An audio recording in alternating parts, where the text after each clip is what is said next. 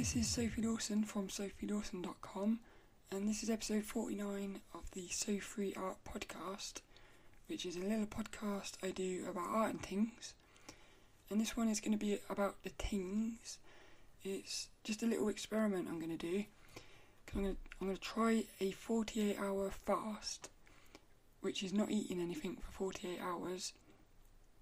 And what I'm going to do on this podcast is every 6 hours or something, I'm going to record a little bit of audio and then stick it all together at the end, just to sort of see what it was like to not eat anything. So that's what the main topic is. And before I get into it, I'll talk a little bit about why I'm doing it and some of the stuff I've noticed, like the benefits of doing it. But that's the main topic. We've also got the little art tip, which is about blending realistic pencil drawings. Got the book, which is the Twits by Roald Dahl, and got the fascinating fact, which is about sweating, and it's to do with fasting. So that's what's coming up. You can find show notes and everything at sophielawson.com, and you can also find videos at youtube.com/sophielawson. And I recently did another video looking at a character design quarterly magazine, and this one was issue 1. It was actually quite a fun issue, so you can find that on YouTube. There's a couple of little things I wanted to start off with before getting to the main topic. So got a few emails this week. One of them was from Marty, and when I tried to reply it didn't work for some reason, and I don't know how, because I tested all the forms on the website and you can't send a message unless you put in an email address, but for some reason it didn't include your email address, so I wasn't able to reply to it. But I just wanted to say I have bought a pop filter, so hopefully it might improve the poppiness, but I don't think it has. I tested it a little bit and I think there is still popping going on, so but I did try. So that's that.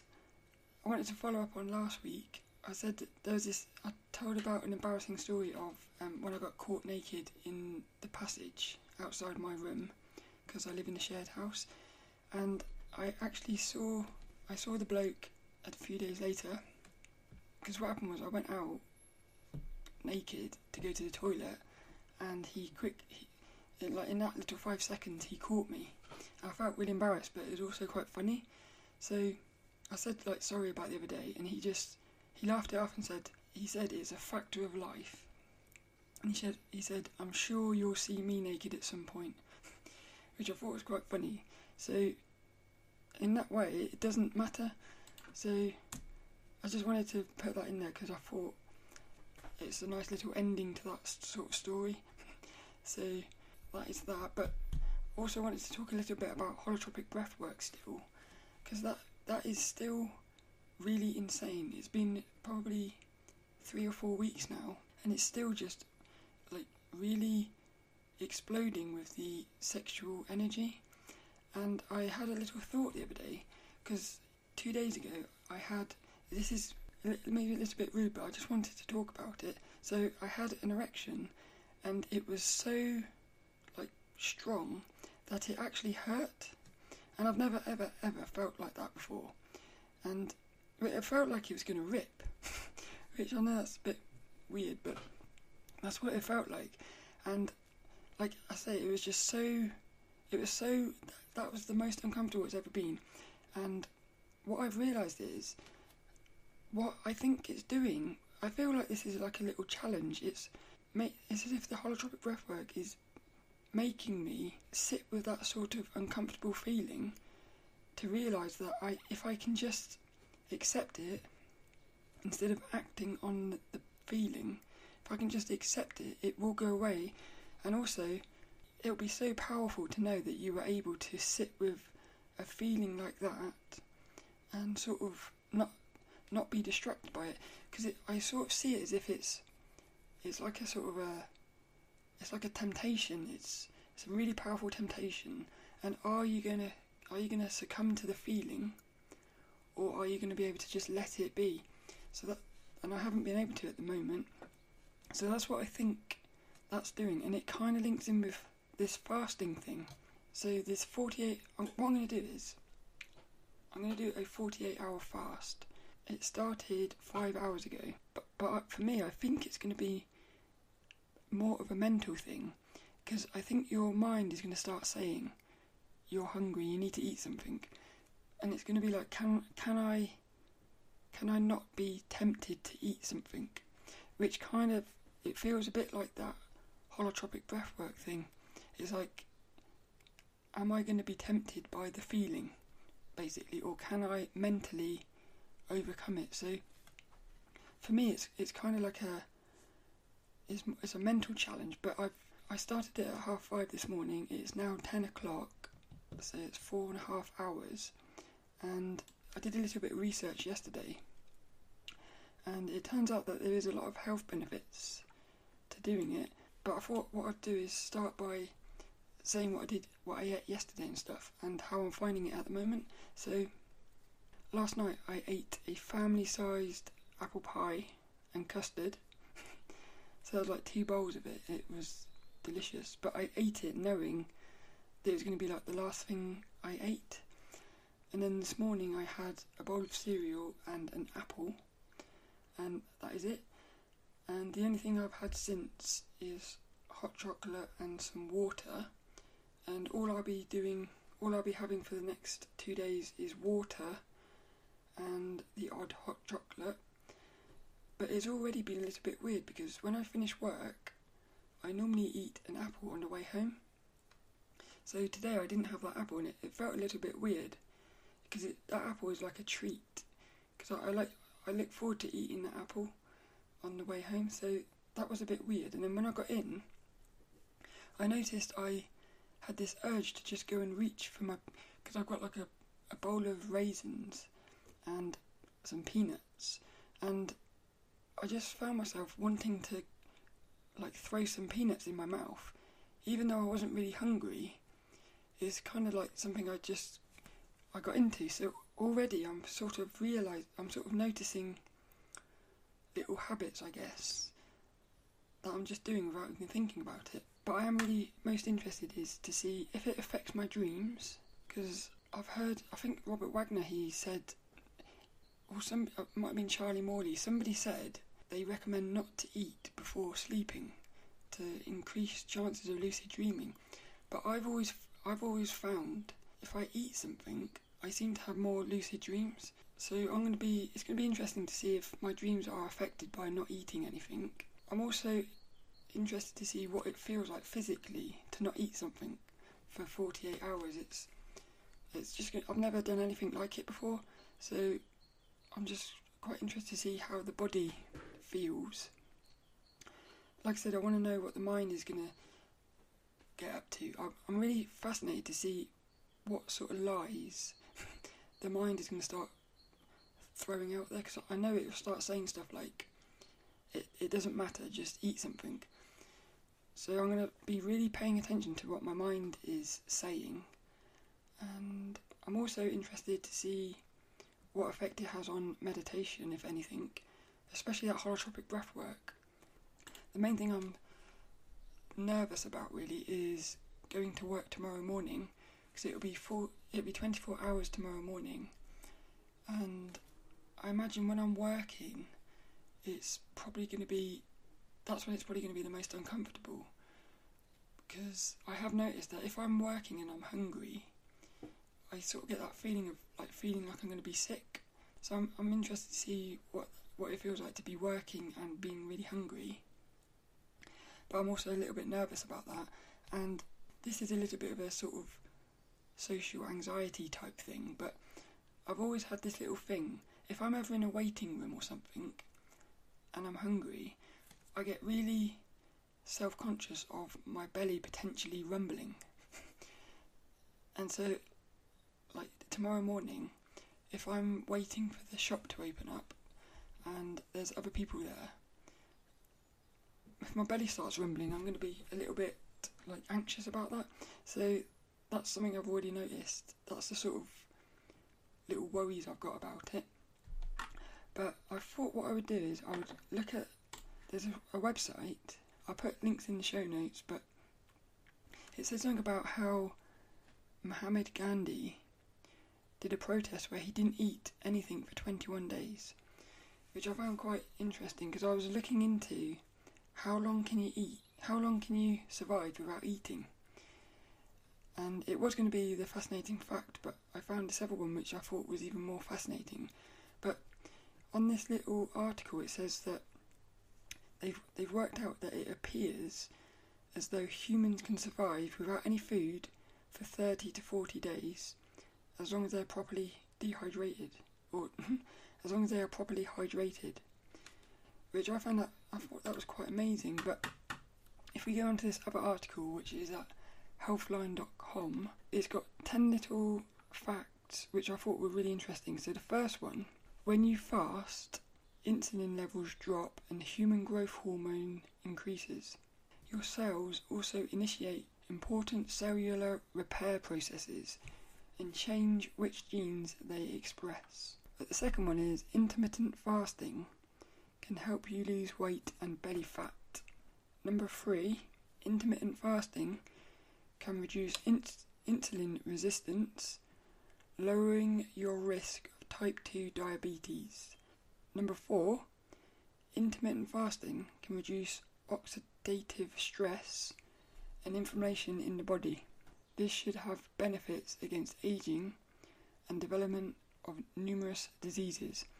Number 5, intermittent fasting may be beneficial for heart health. Number 6, fasting triggers a metabolic pathway called autophagy, which removes waste material from cells. Number 7, intermittent fasting may help prevent cancer.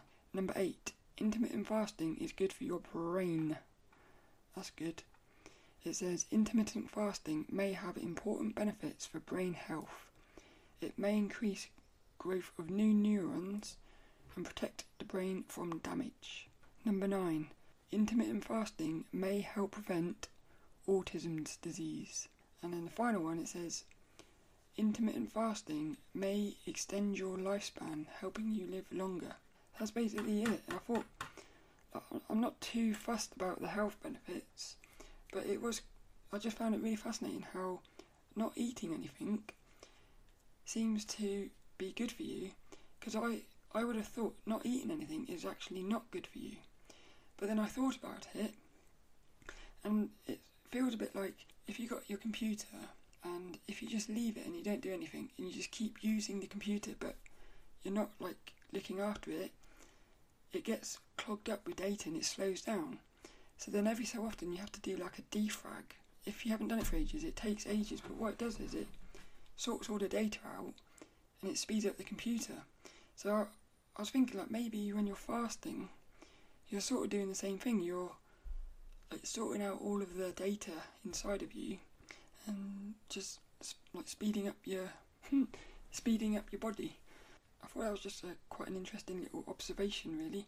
So right now I'm going to go to 6 hours in the future and see what's happening. So it is now 3 o'clock on day 1, and so it's 9.5 hours since I started, and I'm about to go to bed, and I'm going to do some reading and then go to sleep. So this will be the last one for today, and I'll try and do another one tomorrow morning just before work.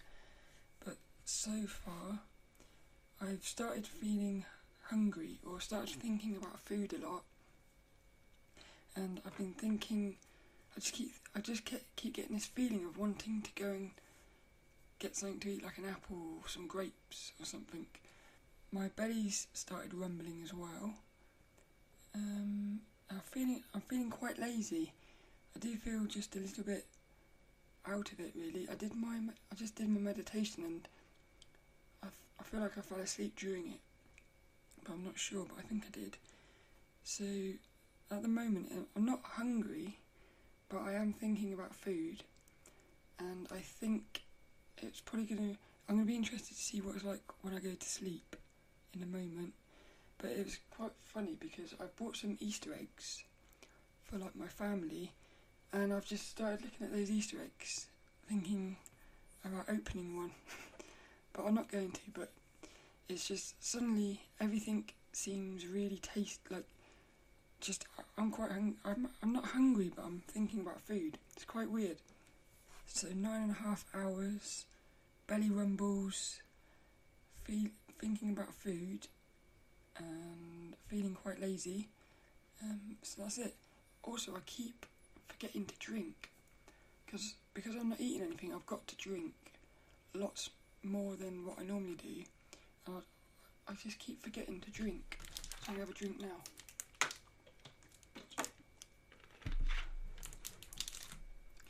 That water, it does taste quite nice. So it's now 5 o'clock in the morning, so it's basically 24 hours since I started, and I'm still not really that hungry, which is a bit weird. I'm more thirsty than hungry. So what I thought I would do is I'd quickly talk about what it was like last night before going to bed, what it was like during the night sleeping, and then what it's like in the morning. So last night before going to bed, I realised that I like the feeling of the belly rumbling.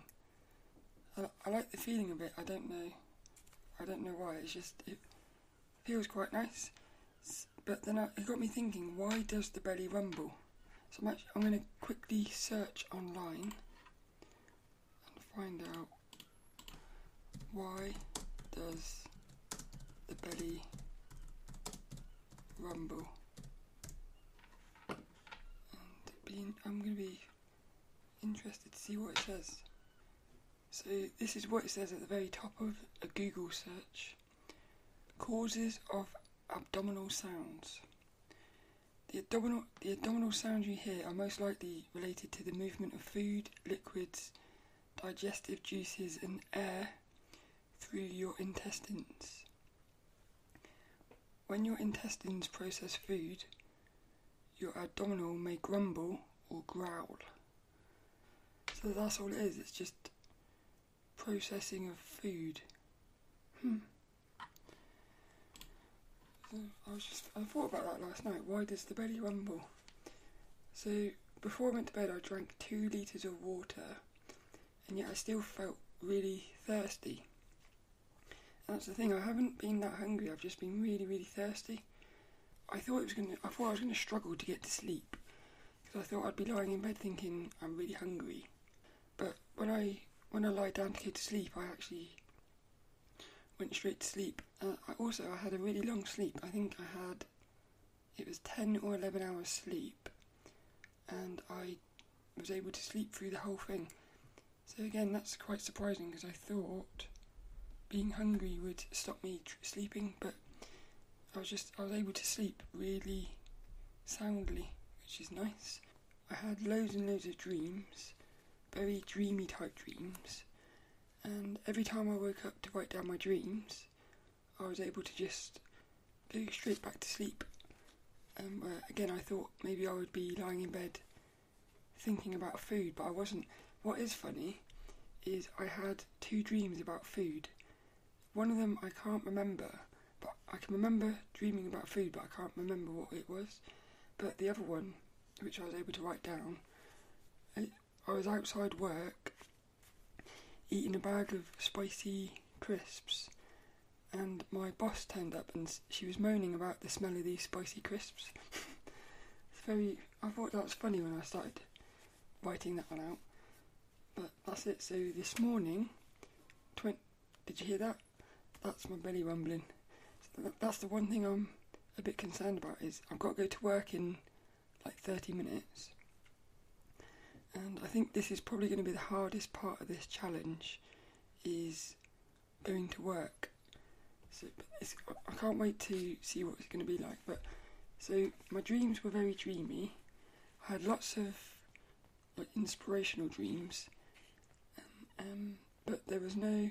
Well, what did happen was I had a couple of dreams where I realised I was dreaming, but I didn't realise I was dreaming, but I realised that I was thinking about dreaming. So one of them, I was crawling through this little tunnel thing, and I thought, this is a bit weird. And instead of thinking, am I dreaming, or realising I was dreaming, I turned around inside of the dream and said, I bet I end up dreaming about this later when I go to sleep. So it's quite weird how you can dream about dreaming within a dream. Something else I've noticed as well is I keep having this thing where, like 30 minutes after I've woken up, I'll remember a dream, but I'll remember a dream as if it's a memory. And at first I'll think I'm remembering a memory, and then all of a sudden I'll realise that isn't a memory, it's actually a dream. So that happened just about 20 minutes ago, that happened. And it's something that's been happening a lot lately, so it's just a little observation. But in terms of this challenge, I've got a very dry mouth, and since I've been sat in this chair, my belly has started sort of aching, I guess. But I'm not hungry, so that's the main thing I've got at the moment, is I'm surprised how hungry I'm not. And it's going to be really interesting to see how the next 24 hours go, but I am quite enjoying this. So, and also I've got to keep remembering to drink water. I think when I woke up this morning it must have been about half a litre of water, but I still feel really thirsty and I've got a very dry mouth. So it's going to be an interesting day at work, I think. 24 hours in, lots of belly rumbling going on at the moment, ever since I sat up. When I was lying down it was fine, but like I say, since I've sat up, it's as if I've woken up the belly. 27 hours. I've just finished work and got back in, and I thought I'd do a little thingy-majig about what it's been like. So I was a bit surprised, but I still wasn't hungry. So I've managed to go to work and not be that hungry. My belly wasn't even rumbling that much, so I think it didn't rumble at all, really. I can't remember it rumbling. So it's surprising, and I'm really surprised at how not hungry I am. And I normally eat a bowl of cereal every day, a few apples, some grapes, a main meal which is normally something like rice, cauliflower cheese grills, and peppers, tomatoes, and some vegetables, or some baked beans.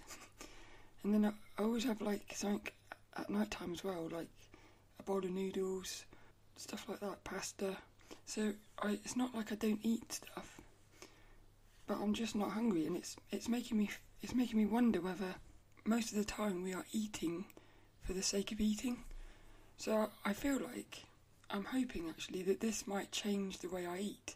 So what I do at the moment is I come home from work and I spend about an hour and a half eating, like cooking my dinner and eating and stuff, and then I'll try to do my art. But I've noticed that after eating, it's quite hard for me to jump straight into my art, because when I'm eating I'm normally watching something like an anime or something on YouTube, and so I find it a bit hard to take myself away from that. So I'm wondering now whether what I could do is, the fact that I don't have to eat, because I always thought I had to eat after work, but like I don't. So what I could do now is come home from work and go straight into art, which I think would be a lot easier. And also you could use the food as like a treat. So you could say, once you've done 3 hours of art, then you can treat yourself to like your dinner. So it might work really good. I hope that I can put that in. There was one thing that was funny about being at work, because I'm a cleaner and I clean a shop, like a little supermarket. So I was cleaning all the aisles, and I found myself going down the sweet aisle with all the chocolates and biscuits and stuff, and that was the only one moment when I started feeling hungry, because I was looking at the chocolate digestives, and those biscuits have never looked so tasty, and that was the only time that I felt hungry. And then after that I was perfectly fine. I honestly don't, if was thinking, if I was to jump into this body right now, and somebody had told me that I'd just eaten a meal, I would believe them, because I just don't feel hungry, and it's really surprising me. But there's a couple of other things. Something I've noticed is my eyes are slightly aching. So I don't know why it would do that, because I had like loads of sleep. But so I'm wondering whether like a little eye ache is somehow linked to not eating. Also, whilst I was at work, I remembered the other dream. So I said that there was 2 dreams related to food. The other one, what had happened was I'd been cleaning in the dream. I'd been working, and I'd like walked out the job and quit my job, and I was walking down the street, and I walked past this shop, and I thought in the dream about going into the shop and stealing a load of food, but then I thought that's not very nice, so I didn't do it. But that was the other moment where I was thinking about food in the dream. And then what that made me think about as well, it's like unrelated, but ever since I started tracking my dreams in my dream diary, what I've noticed is that I would say about 50% of my dreams are just really mundane, boring dreams where all I'm doing is I'm at the day job cleaning. So, and that goes back to what I said earlier, it's like some of these dreams, they pop into my head like memories because they are so normal. So it's just really, that's just, again, something else I've observed, and it makes me like think, I could so imagine you basically thinking your life has been your life when it was actually a dream, because it just feels like so mundane. And I only noticed that since I started writing my dreams in my dream diary. So because before that, the only dreams I ever remembered was the really weird ones. So that's another little observation. There was something else I thought about, is because when I went down that food aisle and it was like the food was tempting me. I remembered something I did just before I started this little challenge, which I didn't talk about, but what I did was, so like I got a food bowl with all my apples and stuff in, and then I got a shelf unit with all my food in. So what I did was I turned that shelf unit around so that if I want to get into it to get to the food, I've got to move the unit around. So, and I also put a little bowl on top of my fruit bowl, so it's now, there's like a barrier between me and the food.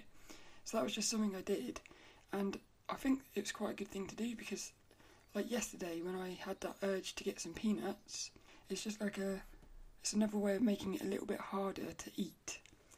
So I remembered that as well, and pretty much that's it really. So 27 hours in, the main thing I'm noticing is that I'm not that hungry, and it like I said, it makes me wonder whether we're eating for the sake of eating most of the time. There's one thing that I haven't stopped, and what it is every day when I finish work, that was another thing, walking home from work today, again I didn't have my apple. That is the one moment where I miss food, because I love eating the apple. I almost like look forward to eating the apple, and it sort of gets me through the job, is thinking about eating the apple. I know it sounds silly, but I do miss that apple. So I think the first thing I'm going to eat tomorrow, when it gets to the 48 hours, I think I'm going to eat an apple. I'm either going to eat an apple or a bowl of cereal, because a bowl of cereal is my favourite food. I think I'm going to eat a bowl of cereal, so I'm quite looking forward to that. But one thing I haven't stopped is my hot chocolate, and like the apple is a little treat walking home from work, hot chocolate is my little treat when I get in. So I have one hot chocolate every day, and I only allow myself one hot chocolate because I think if I keep drinking hot chocolates, I could easily drink hot chocolate every day, like loads of times during the day. But I think if I kept drinking hot chocolate, it wouldn't be as special.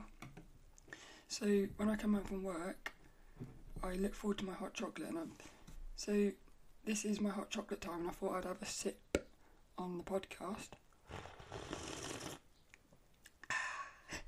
It's lovely. And I got a little tip. This is a little tip for hot chocolates. If you love drinking hot chocolate, try doing this because it is absolutely lovely. And I just did it like randomly one day, and ever since I did it, I've not been able to stop doing it. So what I do is, I buy this really cheap hot chocolate from Aldi.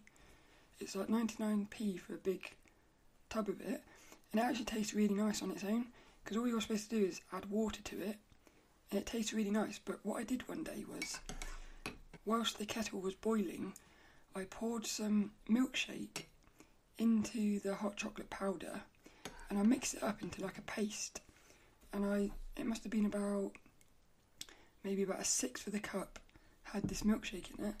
I mixed it up with the powder, and then when the kettle had boiled, I poured it in, and it just tastes lovely, and it makes it go all frothy as well. But it just tastes lovely. So I've done it with strawberry, banana, chocolate fudge, and chocolate flavoured milkshake. I think the one that is the most powerful is the banana. So banana isn't my favourite milkshake, but when you mix it up with hot chocolate, you have this really nice like aftertaste. So as you're drinking it, you can taste the hot chocolate, but you can sort of taste the banana in the background, and it just tastes lovely. The strawberry one was nice as well. The strawberry one reminds me of something I used to eat as a child, which was, I think it's called Napoleon ice cream, where you get like vanilla, strawberry and chocolate ice cream. When you mix strawberry milkshake with hot chocolate, it tastes like that ice cream, so that's the nice one. And then the chocolate fudge one and the chocolate one, that one's, even though that is my favourite flavoured milkshake, it's the least impactful with a hot chocolate. So I just thought I would add that in. It's like a little tip for. Did you hear that froth? So that froth is because of the milkshake, and it's lovely. It is now midnight, so just over 42 hours. So there's only there's only 5.5 hours to go. 5.5 hours? No, it's not. It is 5.5. It's 5.5 hours. So there's 5.5 hours to go, and I am really confused because I'm still not hungry. I'm not hungry at all. It's really weird. I've been having little moments where I've been thinking about food, and I know it's going to be really nice when I do eat something, but it's not uncomfortable. It's not uncomfortable in the belly. It's not uncomfortable in the mind. It's just really weird. It's as if I have been eating. My belly is feeling a bit weird. Whenever I sit on this chair, my belly goes a bit weird. So maybe it's sitting on the chair that makes the belly rumble. Everybody rumble. Everybody's rumble. Makes my belly rumble. Something I've noticed is I'm very sensitive to temperature at the minute, especially the cold. I seem to really feel the cold on my skin a lot more than normal. That's really the only thing I've noticed. My belly is a lot flatter, which is nice. It used to be fatter, and now it's flatter. But that's it really. There's nothing else to say. I'm going to go to bed now, so when I wake up, I'll be able to eat something, and I'm looking forward to that. I think I'm going to have a bowl of cereal. So it is now 50 hours. So I've managed to do the 48 hours. It's 7:30. I've just woken up. I'm going to go back to sleep in a minute. But to be honest, I just wanted to have something to eat now. So I'm going to have a bowl of cereal, and then I'm going to go back to bed for a few hours before work.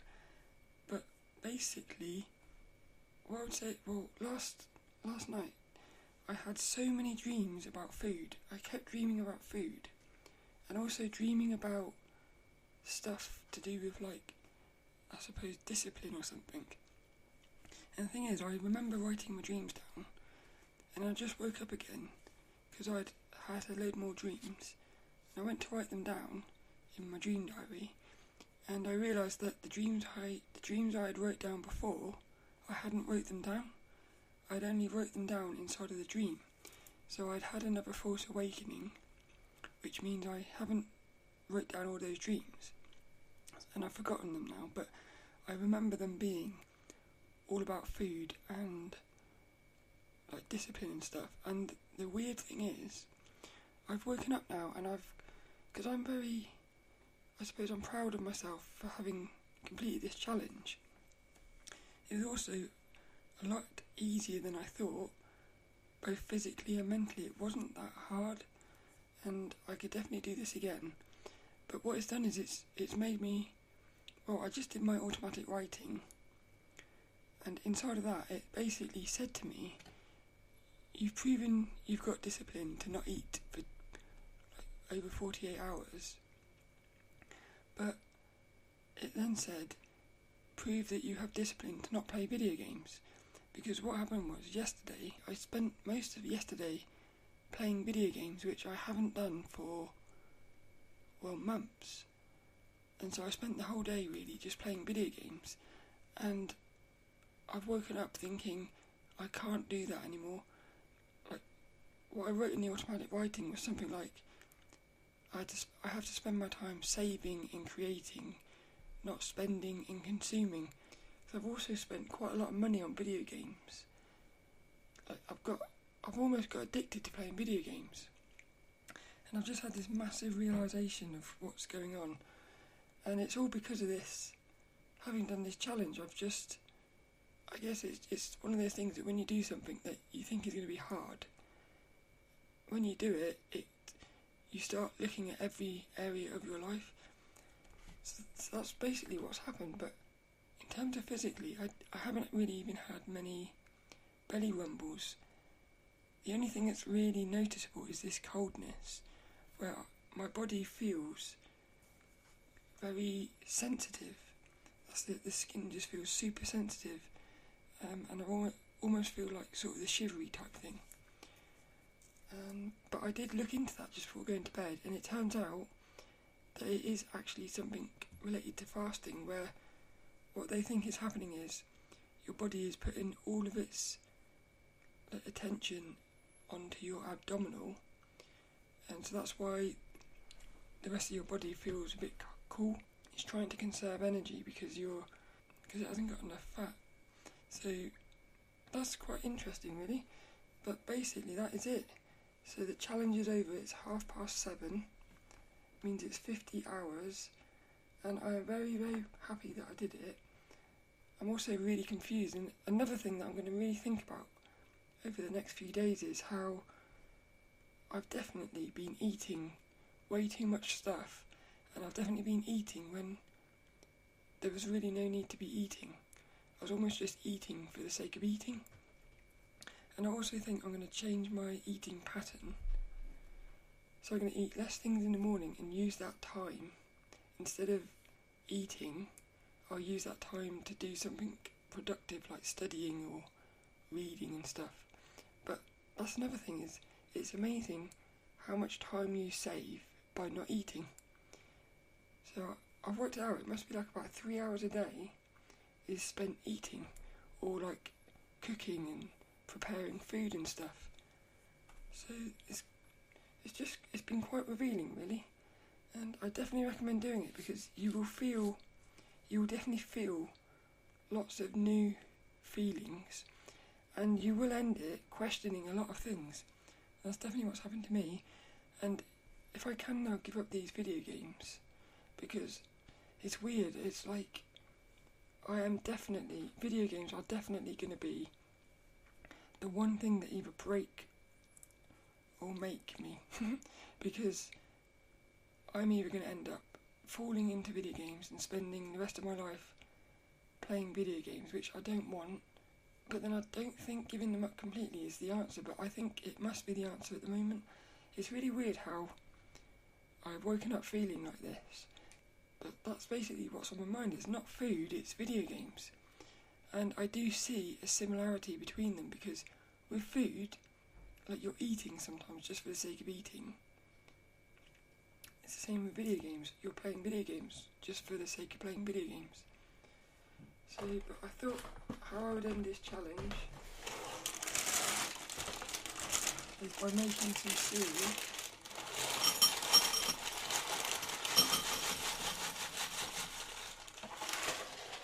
And what I'm going to have is some pecan and maple crunch. It feels really weird to be eating again. It feels a little bit sad. I'll be honest, it does feel a little bit sad, like it's now going back to normal. Because it has been quite exciting not eating, but I'm going to get a piece of this. It's now going into my mouth.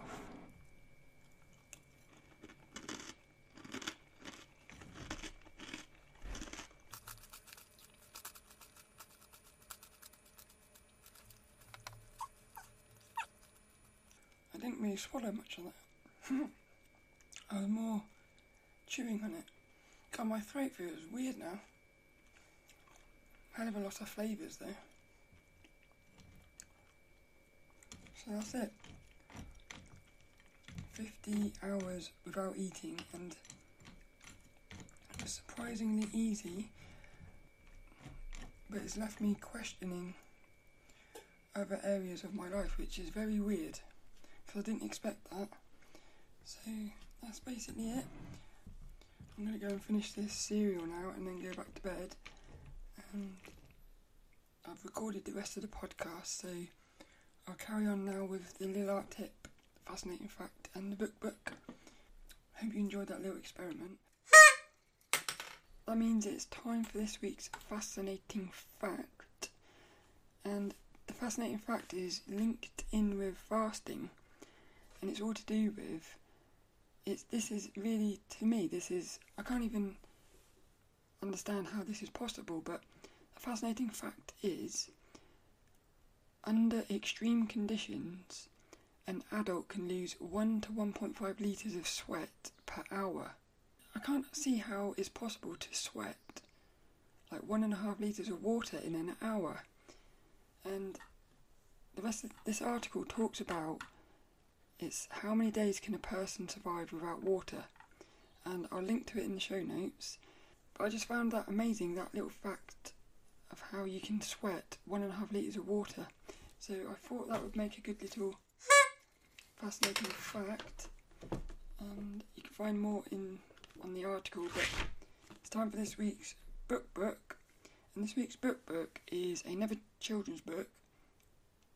It's called The Twits by Roald Dahl, and when I was little I read this book at school, and I'd totally forgot about this book, and then it must have been about a month ago I just had this urge to read the book.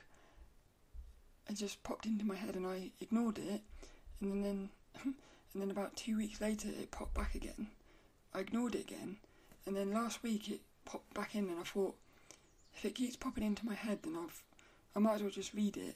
So I went to the library and managed to find it, and I read the book in, I think it was 2 days. And it was a really fascinating book. The book is about these two people, Mr. and Mrs. Twit, and they are basically like horrible, nasty people. And the book is about how horrible, nasty people will end up having horrible, nasty things happening to them.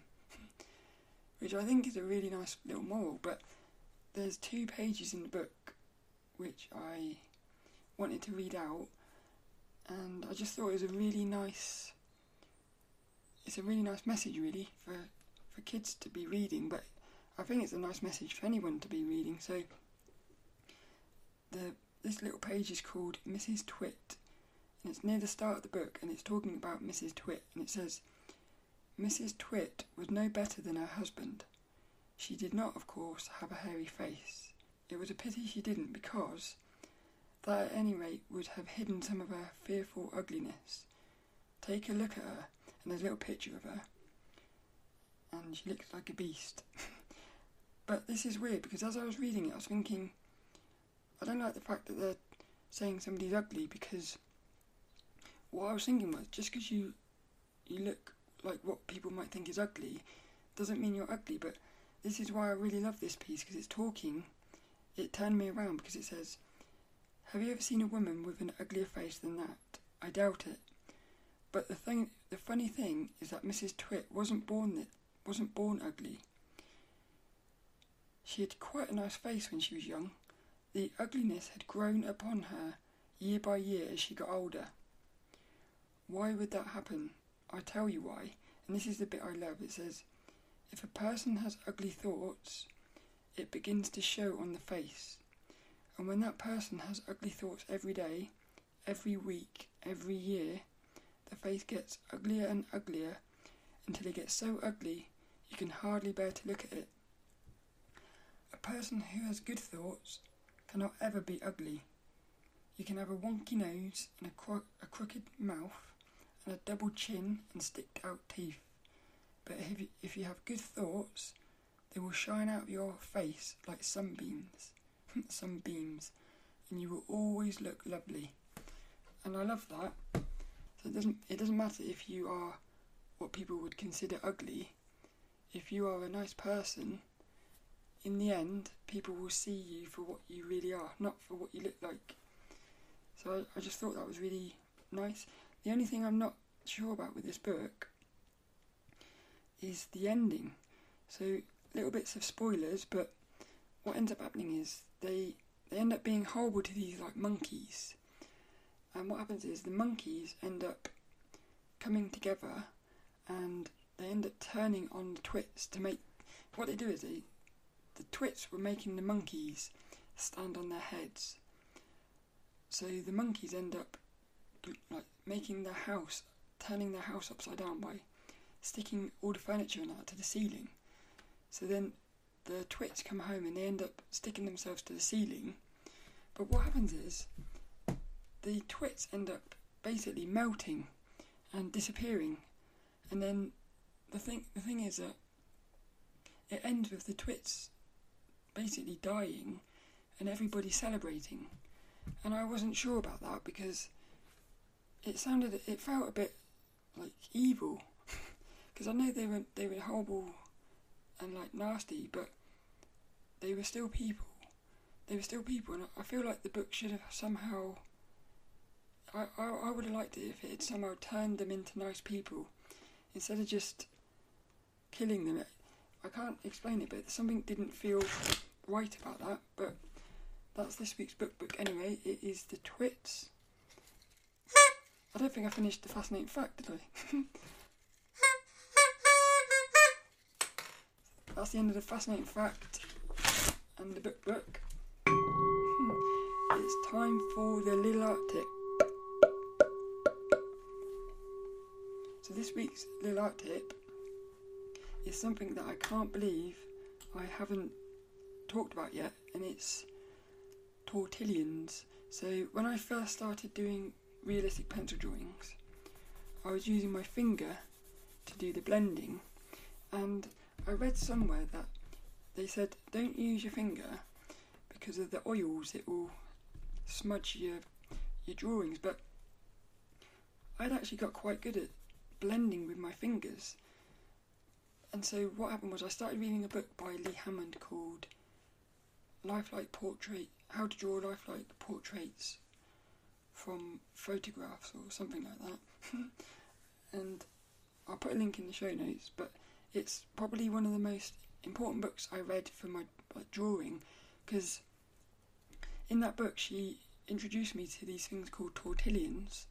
All it is it's like a sheet of paper rolled up into like a little shape of like a point. It's got like a point, and then you can just blend with that point. Before that I'd used these things called stumps, which are very similar, but whereas these tortillions are like, you can tell it's just paper rolled up, with the stumps I think it's still made of paper, but it's like all squashed together and it's really hard, and I just couldn't get the stumps to work. So when she said about using tortillions, part of me thought, well, I used these stumps and I didn't like them, so I'm probably not going to like these. But I still tried them, and for some reason they just work so much better. And I recommend getting that book because it comes with a DVD as well, and she shows you how to do it. But ever since I started using these Tortillions, my ability to blend just went so much better, and I can't do any realistic drawing without these Tortillions now. So my little art tip is if you want to get really good at blending and doing realistic pencil drawings, I highly recommend getting a load of Tortillions, and you can buy packs of 12 on Amazon for like a couple quid.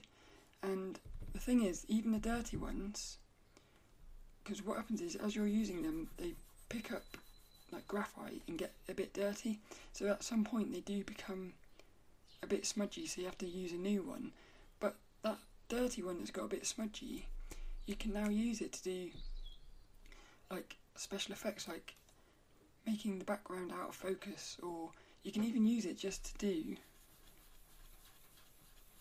like darker blends. So even the dirty ones, they still have a use. So that's basically a little art tip. It is to invest in some Tortillions, or if nothing else, try them just to see because you might really like them, you might not, but I would say try everything. I like that. That's basically this week's podcast. You can find show notes and everything at sophielawson.com, and that's basically it. So this week's inspirational quote, I'm going to rip the quote from that book, The Twits by Roald Dahl, and the quote is going to be, "A person who has good thoughts cannot ever be ugly." I like that. A person who has good thoughts cannot ever be ugly, by Roald Dahl.